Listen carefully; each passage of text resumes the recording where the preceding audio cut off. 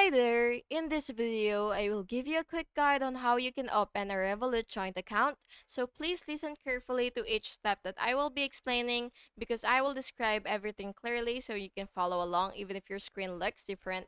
So before starting, make sure that you have the correct plan or version that supports this feature so you will have full access to everything you need. So of course, make sure as well that your country actually supports or has Revolut. So yeah, once you're in your Revolut, what you will have to do is log in with your Revolut credentials. And then what you will have to do after logging in is to go to the account section. And then once you're on the account section, what you will do is tap add account, and then you will select joint account, and then you will enter co-owner details and send an invite. And after all that, after the co-owner accepts, your account will be created. And that's just basically it.